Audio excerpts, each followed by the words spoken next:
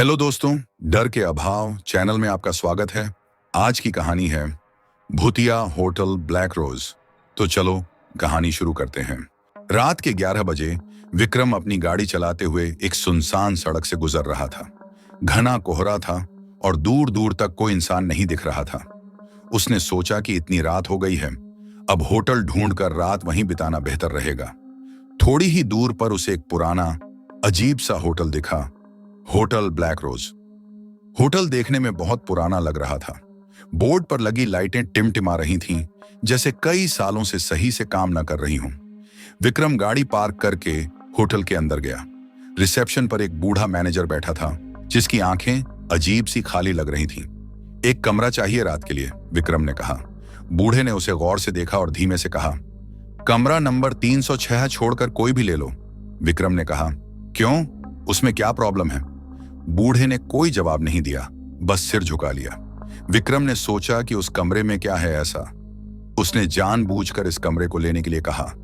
उसने जिद की और आखिरकार उसे वही कमरा मिल गया। विक्रम ने कमरे का दरवाजा खोला। अंदर घुप अंधेरा था। उसने लाइट ऑन की।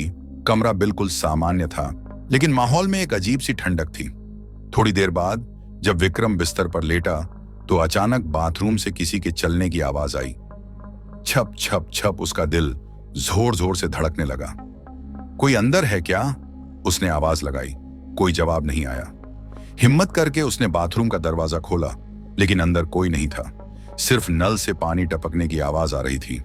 वह घबरा कर बाहर आया और लाइट बंद करके सोने की कोशिश करने लगा। रात के 2 बजे अचानक उसकी नींद खुली। कमरे में एक अजीब सी आवाज गूंज रही थी, जैसे कोई धीरे धीरे फुसफुसा रहा हो। विक्रम ने धीरे से आंखें खोली और जो उसने देखा उसे उसकी आत्मा कांप गई। बेड के पास एक सफेद साड़ी में लिपटी औरत खड़ी थी। उसके लंबे उलझे बाल चेहरे पर थे और उसकी आंखों से खून बह रहा था। वह धीरे धीरे विक्रम की ओर बढ़ रही थी। विक्रम का गला सूख गया, आवाज नहीं निकल रही थी। तभी अचानक वह औरत जोर से चीखी और कमरा अंधेरे में डूब गया।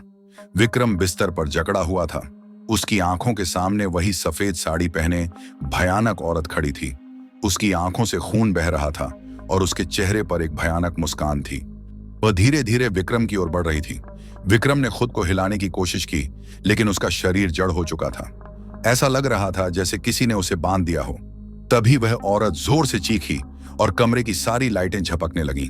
अचानक औरत हवा में ऊपर उठी और सीधे विक्रम के चेहरे के पास आ गई। तू यहां नहीं रह सकता। विक्रम को महसूस हुआ कि कोई उसका गला दबा रहा है। वह तड़पने लगा। उसकी सांसें तेज हो गईं, आंखें बाहर आने लगीं। तभी दरवाजे पर जोर जोर से दस्तक होने लगी। विक्रम, दरवाजा खोलो, यह होटल मैनेजर की आवाज थी। अचानक सब कुछ शांत हो गया। विक्रम ने हिम्मत करके खुद को संभाला और तेजी से दरवाजा खोला। बूढ़े मैनेजर ने अंदर आते ही कमरे में गंगा जल छिड़कना शुरू कर दिया। मैंने तुझे मना किया था इस कमरे में न रुकने के लिए, विक्रम हांफते हुए बोला। आखिर ये सब क्या है?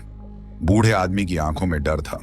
कुछ साल पहले एक नवविवाहित जोड़ा इस होटल में ठहरा था। लड़की का नाम रश्मि था।